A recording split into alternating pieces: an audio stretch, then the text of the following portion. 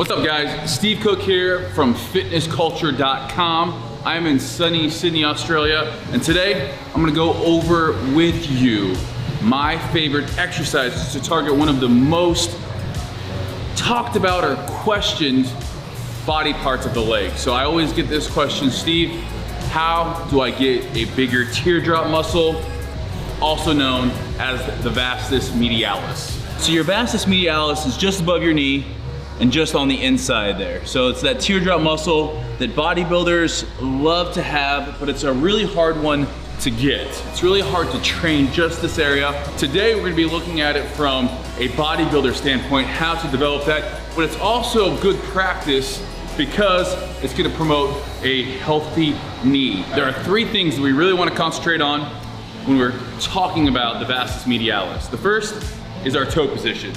So our toe position is gonna come into play whether it's a squat or leg press or leg extension. The second thing is gonna be really our center of gravity. And that has to do with our toes, but it also has to deal with our heels and then the tracking of our knees over our toes. The last thing we're gonna talk about is overloading the muscle at the bottom of the movement. So you're gonna see a lot of deep squatting along with 1 1/4 movements, because that is where we're really overloading and we're activating the most VMO. So a lot of people out there, you know, they're really careful when they do squats. They want big numbers, so they really concentrate on hitting 90 degrees. If you want to develop glutes, and obviously we want to do that as well, but when we start talking about the VMO, we're gonna get deep. We're gonna get nice and low on things. That should be one thing right away we look at doing. When we couple that in with our toe placement and our knees over the toes, you're gonna notice that our heels wanna start coming up. And that is why we're gonna bring in the slant board into play on things. Doing this is going to allow us to continue to push through the heels on our squat movements, but also it's gonna keep our center of gravity upright. So if I'm here and my toes start coming up, what happens? My chest falls over my knee, I become off balance. So doing things on a slant board, it allows us maximal contraction of the VMO, getting nice and low, chest is nice and tall, and as we come up, we're pushing through the heels, coming up just shy of locking out. I don't wanna be there, I wanna be here. I wanna do 4 sets of this exercise after your warm-ups, and we're really shooting for that 10 to 15 rep range. As I get, you know, into my sets, I might start at 14, 12, 10, and I try to stay at 10 for these. You know, my goal here isn't to load it up with weight. You can obviously see we don't have a ton of weight on there, but it's all about that control as we go down, and I definitely feel it all over.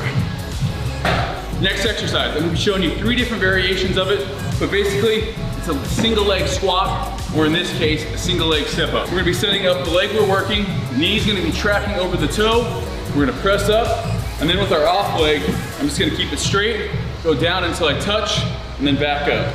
I never wanna be pressing off with this leg here. This leg is just hanging out, go down, touch, come up. This will eventually graduate to a pistol squat. So if you have it there, we're gonna be moving over to a taller box. And from here, we're just gonna be continuing on our single leg squat on this. My knee is well over my toe there. Keep your hands out here. Don't wanna use any weight yet. Trying for at least 8 reps. Press up, keeping that knee and toe in the same line. And from there, you can graduate to using a weight. I don't need to do that right now. My legs are tired enough that using body weight on this is just fine, but again, this will translate into if you ever start doing single leg squats, single leg pistol squats. Woo! My flexibility and the fact that I'm a little bit fatigued in the legs right now, pistol squats are a no.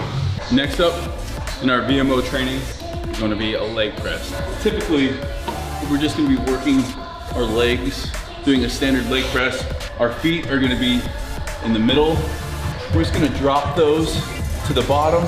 You can see my toes are actually elevated on here as well. Nice and slow, down all the way,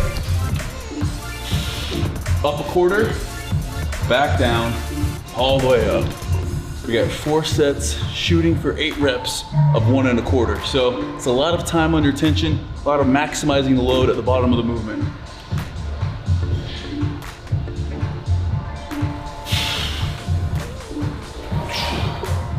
Next up, we're back to a single leg exercise, a Bulgarian split squat. What we're gonna be doing here, we're gonna have dumbbells. You can also do these with a barbell on your back. I like doing them with dumbbells.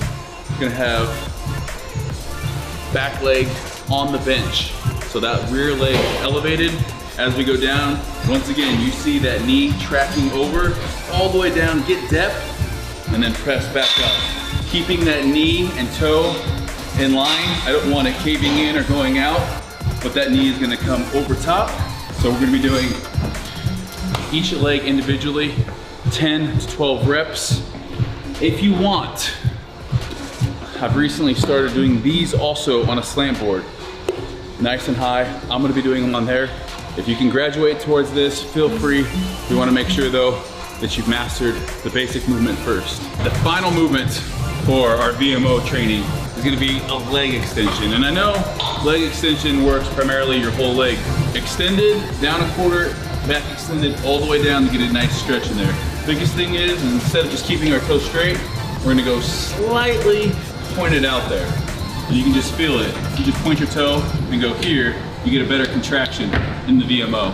Give you our last thing here, a little bit higher rep range. Again, we got the 1 1/4 rep, but we're gonna do 10 total. So it's really almost like 20 reps.